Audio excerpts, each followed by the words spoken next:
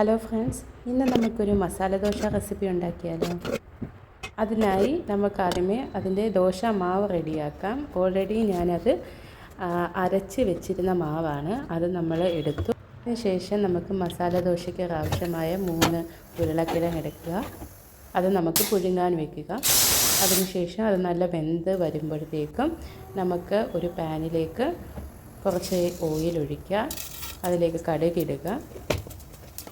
കടുക് എണ്ണയിൽ കിടന്ന് പൊട്ടി വരുന്ന സമയത്തേക്ക് അതിലേക്ക് മുളകും കറിവേപ്പിലയും ഇടുക.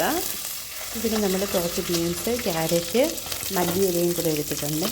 നമ്മുടെ ആ പാനിലേക്ക് അത് ഇട്ട് കൊടുക്കുക.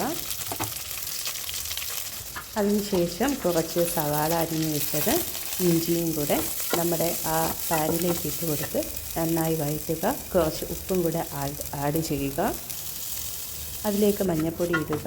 1 ടീസ്പൂൺ മഞ്ഞൾപ്പൊടിയാണ് നമ്മൾ ഇടുന്നത്. കുറച്ച് വെള്ളത്തിൽ അത് വേവിച്ചെടുക്കുക. അതിനുശേഷം നമ്മൾ സ്മാഷ്ഡ് ചെയ്തിട്ടുള്ള പൊട്ടറ്റോ നന്നായി അതിലേക്ക് ആഡ് ചെയ്ത് ഒരു കുഴമ്പ് രൂപേണ ആക്കുക.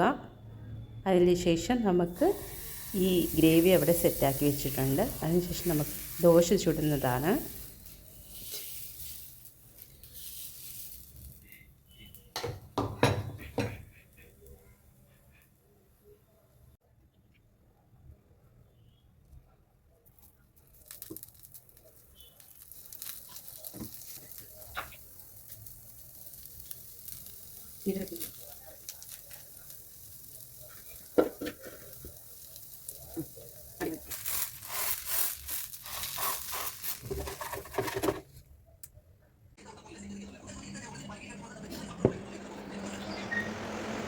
അങ്ങനെ മസാല ദോശ റെഡി.